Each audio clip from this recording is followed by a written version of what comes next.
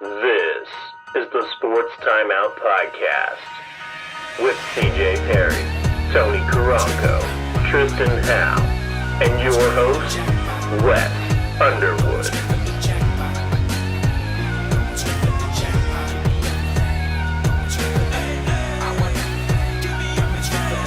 Gibson making his way to the end zone for a Joplin touchdown.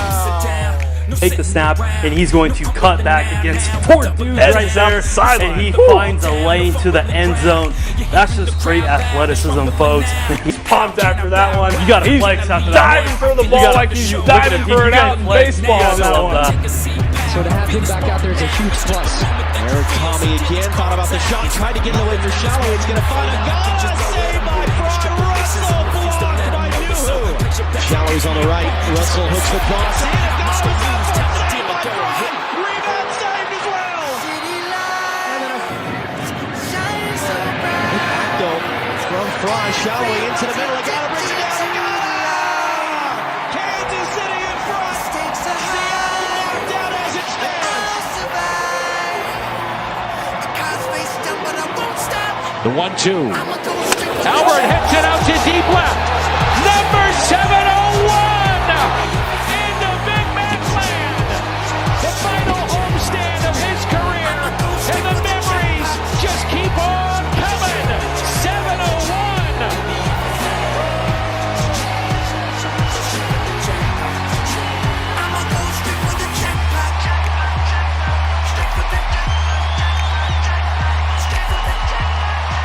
And those were the Ghetto Taco sights and sounds of some of the big events this last weekend. And welcome to the Sports Timeout Podcast, brought to you by Jefferson's and Kraken Cajun Seafood House in Joplin.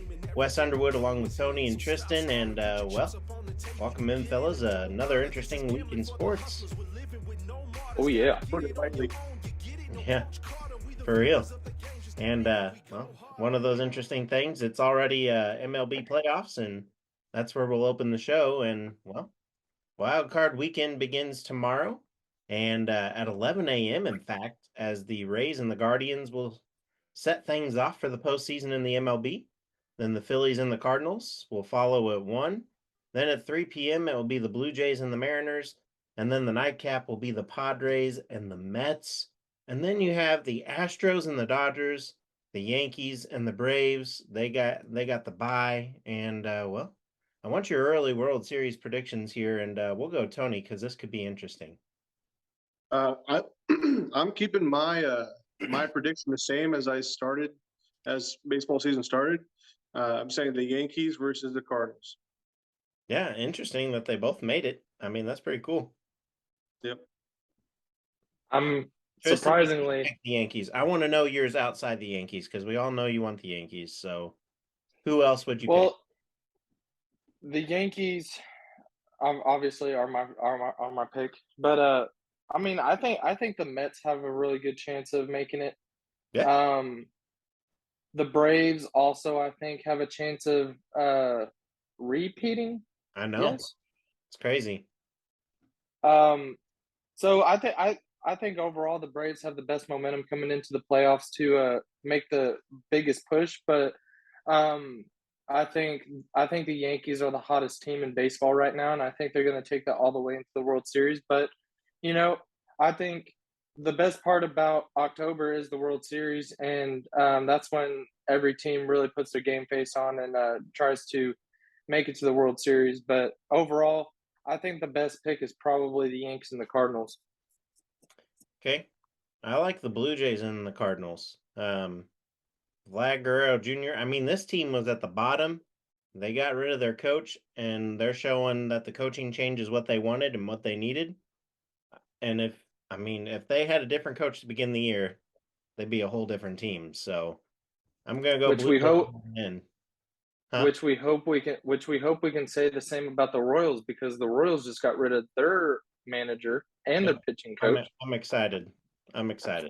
I'm actually ecstatic. If I had more sleep with my baby being born, I'd be more ecstatic. But I was talking to him in the NICU today. That's where he's at, unfortunately, right now. But good things are coming. And I was telling him, I go, yep, one of the worst managers in Royals history was fired today, buddy. You should be proud. And then he smiled, so that made things better. Maybe that's a good sign. He knows his baseball. Yeah, seriously. Does. Next up, we'll go into the NWSL, and the Current will have the week off until they hit the road to play the Houston Dash on October 16th. But the thing that's really taken up the news is the story of the abuse in the U.S. women's soccer. And I mean, a report came out on Monday in the Yates investigation. That's one of two investigations going on. And it stated that the players in the U.S. women's soccer and the National Women's Soccer League were emotionally abused and had tons of sexual misconduct allegations that they put out against the former clubs. I believe it was pretty much half of the coaches were involved in that, and at the time when everything started. And then I don't know, no one did anything about it until now. I mean, as a fan and just becoming more into it this year, I'm kind of shocked at this. I've heard things in the past that have happened, but I mean, y'all go back to the 1999 women's soccer team that won, and I guess that's kind of where it all started and just went like pretty much up and down from there. But I don't know. I hurt for these women. I hurt for the sport. It's crazy when it went on as long as it did, but I mean, I hope it's getting better. It seems to be getting better. Kansas City Current made history yesterday, in fact, by starting the groundbreaking ceremonies for their new stadium. And I believe it is going to be the first women's pro soccer stadium in the United States. So kudos to them. That's a really awesome thing. But I mean, are you guys shocked by any of this? Is that just off? Yeah. I mean, yes and no. Part of the reason because I don't know. It happened. They reported it. Nothing was done, and it happened again because they didn't learn from their mistakes. Yeah. So I'm not surprised it happened again. I am surprised it happened in the first place. Yeah. I'm glad that they finally took care of it. A few years too late, but nonetheless, they took care of it, and I think they should be pursuing legal prosecution for that. Oh yeah. Great, Tristan. Oh yeah, definitely. That kind of thing, not just in, well, I'm just gonna blatantly say it, that it doesn't need to be in any sport, period. Women's sports or men's sports, any sport, period. It just doesn't need to be doesn't need to be around. So yeah, I completely agree with Tony on this one. It's just, I mean, I'm surprised it took this long, I guess, to really have something done about it. But it just, I mean, it's sad. It's always sad to hear, and it's heartbreaking for all the women involved. And it is. Again, I agree with Tony. Yeah, and just listening to some of those reports on the ESPN 60 doc that they had on it, I mean, just some tragic things that shouldn't even be considered, things that shouldn't even be done. But I mean, it happens day in and day out throughout the world, and now that it's being brought to the attention here in the U.S., I mean, maybe this will help other women come out and say things about other sports and other things that are going on, because they think that they're trapped. And it's crazy. It's rough. We understand. And I'm just glad that some of these guys are finally able to get out and do what they need to do. Yeah. I'm glad that they reported it, and hopefully stuff like that isn't reported ever again, because it doesn't happen. You know what I mean? Yeah. It has no place in professional sports whatsoever. Yeah. Or sports of any matter. But again, I'm glad that they reported it. And probably the reason they didn't report it really early is because the league was so young. Yes. It had only been 5 years since the league's inception. Yeah. So they probably didn't want to report something or make that public, with it being such a young league. And it's still a very young league, in its infant stage still, you could say. but it's still a shame. It's true.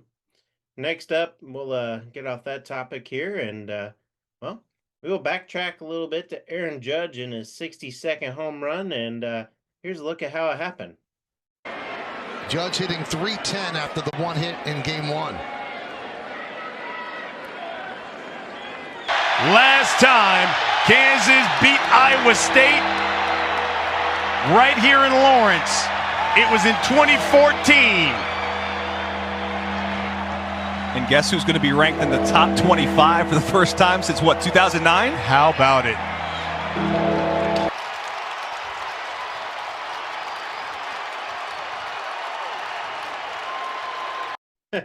Sorry, Tristen. We will be talking about them Jayhawks instead of Aaron Judge, and I hope you like that little cut in there in between his 62nd home run. It's incredible and everything, but Barry Bonds, baby. That's all I'm going to say there. And we will now talk NCAA football instead, and we'll talk the Big 12 yet again. And I'm going to have to get an explanation out of you, Tristen. Oklahoma, what happened to him? I mean, KU top 25, K-State top 25, TCU top 25, and what about OU? Yeah, where's OU? Explain to us. All right. So obviously we lose Gabriel in the first quarter last week, and overall, from a player's mindset, and Tony can probably agree on this one, and probably you too, Wes. And not to be rude, real quick. Did I not tell you that Dylan Gabriel would get hurt because he is injury prone? I will agree with that. Love the guy. I do. I love him. He's a great quarterback. He's a really good quarterback. I think that just it's a whole different system he walked into, and a whole lot of different types of teams that he plays, and I'm not really surprised he got hurt, but how offensively is OU going to come back from this one? I mean, defense wins championships, and that's what I was trying to say, is defensively we are not there at all. I watched some highlights from last week, and there's a lot of open players down the field that we're not able to cover, and defensively we just need to start hitting somebody in the mouth and not letting them run past you and give up wide open looks. This week we've got Texas, and that's the biggest game of the year, and I've said it before and I'll say it again. I don't care if we lose every game, but we've got to beat Texas. And offensively, right, and something like that. I mean, Texas looked really strong against Bama even after losing Quinn Ewers in the first half, and that's the thing that I think is most scary about that team is defensively they are really good, and offensively, they're not that far behind. So, for us to beat Texas Saturday, it's got to be really on the defense, because offensively we're gonna struggle, and we're not there offensively at all, but defensively we've got to show up this week, or it's we're not going to look very good at the end of the season when the final Big 12 rankings come out, because like you said, Wes, I hate to admit it, but Kansas is really looking good. In the top 25 in football, and offensively and defensively, they're really sound.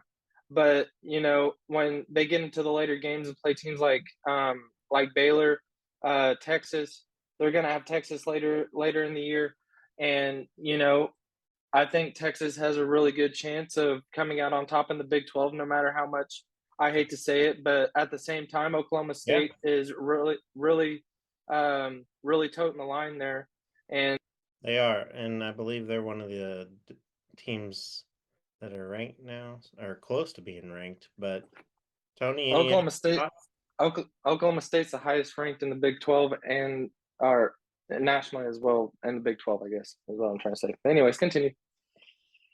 Yeah. So in my opinion, OU was overrated from the beginning. The fact that they even got within the top 10 is disrespectful. Tristen says that, Gabriel, whatever, had to get adjusted to the offense or whatever. But what about week 1 and week 2 when they won? Yeah. You guys were well, not you, but Tristen was pumping him up, making him seem like he was the best thing since sliced bread. In my opinion, I knew he was okay, but he wasn't going to be enough. So did the to play AP Top anybody 25. that's- AP Top 25 had him up there too. So What's that? the AP Top 25, they had him up there too. They believed in Tristen. Disrespectfully. Oh, I mean, we've got a lot of room to improve, and we've got enough time to try and make any kind of improvements that we need to. I mean, good thing that we kind of fell apart in the beginning of the season, I guess. I don't know. But we really need to come back strong this weekend and, get back into at least a Big 12 championship picture. I think nationally we're done. So, but we have a good chance of bringing back a Big 12 championship. And stop changing my name. All right there, Bobby. All right there. All right. Next up, we head to the NFL and some crazy games last week. But the big news was that Tua, and no surprise to it that the doctor being fired, and then no shock that he's out this week. But we hope he gets better. No doubt about that. I mean, no one should have to go through that, and hopefully medical professionals can do their job correctly. But, I mean, that's all they get paid to do, though. So, I don't know. I just hope that he isn't rushed back and that he can get some healing in. No doubt. I mean, a guy that knows that is his backup in Teddy Bridgewater, a guy who possibly could have been rushed back, but he chose to sit out the extra season for an ACL tear. But is it his time to shine again? I mean, he was Rookie of the Year in 2014. Then in 2015, he went to the Pro Bowl and the playoffs. And then 2016, the ACL injury. 2017, he was out for the rest of that ACL injury, chose the smart route in healing his body. And then he was traded in 2019 and went 5-0 in his fill-in for the Saints. And then he went to Carolina, threw for 3,700 plus yards. And then he went to Denver to throw a career-high 18 touchdowns with 7 picks and over 3,000 yards there too. But with an okay Denver team at that. And now he's in Miami, and he has Tyreek Hill, Jalen Waddle, a great O-line. Seriously, they are. I'll admit it.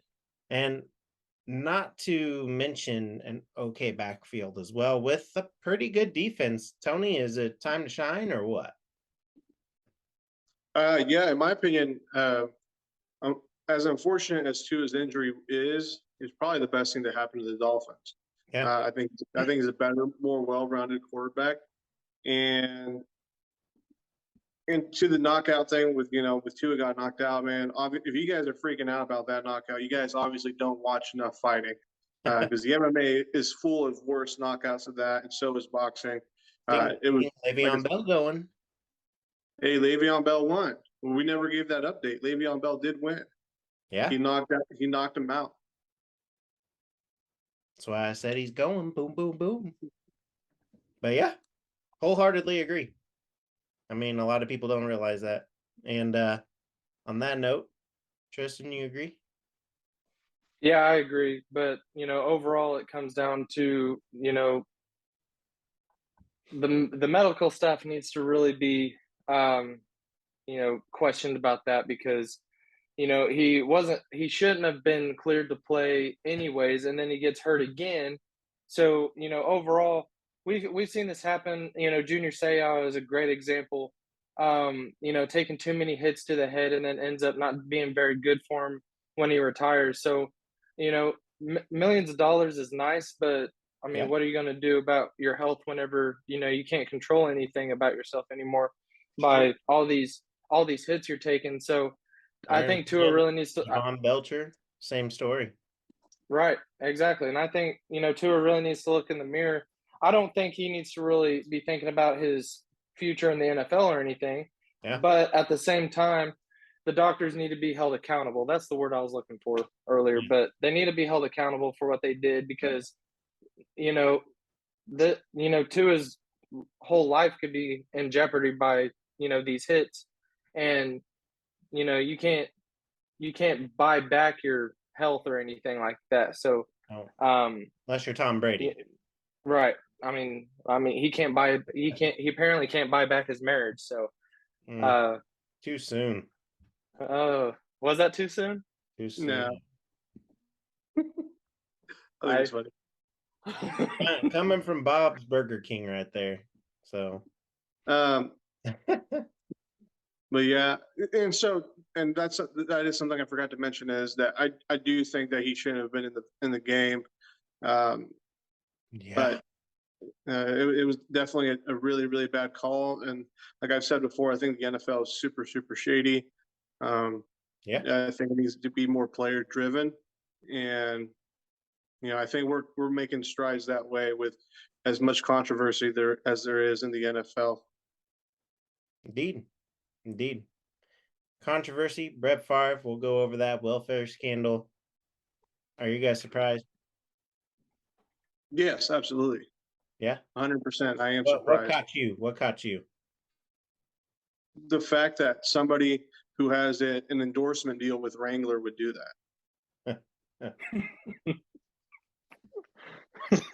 Okay. Yeah, well, that is the worst argument I've ever heard, Tony. Doesn't he have one with Ben Gay too? And he has no need for money. Copper tone or something like that. Like copper, the copper recovery thing. Yeah, him and Jerry Rice, and I think Joe Montana stepped in at one point too. Yeah. Retirement commercials. Lastly, in the NFL, we talked protesting. Yes, that is correct. The protester who was flattened by the Rams, Bobby Wagner, has filed a police report. And this guy was an animal rights activist who was trying to raise awareness for the theft of pigs from a factory farm. I mean, that's cool. But does this guy have the awareness that when he entered the field of play, he became a criminal? He trespassed, which is a misdemeanor in California. And on top of that, the NFL adds a lifetime ban from that venue, a night in jail, which is what he served. And if he were to harm someone, which I think he did, he harmed one of the guys on the sideline. He injured him because they had to go for a tackle, and I think he ended up hurting his collarbone. And that's when Bobby Wagner stepped in and was helping that guy out, is what he said in the interview. And, I mean, he has no reason to lie. So, that being said, y'all think Wagner's going to be punished, or do you think he'll be all right? I think they'll end up having to settle, just knowing this day and age. Yeah, they might. They might. But the injured security guard there may be the downfall for the activists. So, yeah, he may countersue for all that money and more. Yeah. Need my restitution. Psych, yeah. I mean, yes and no. I mean, the guy already took one L. He doesn't need to take another one.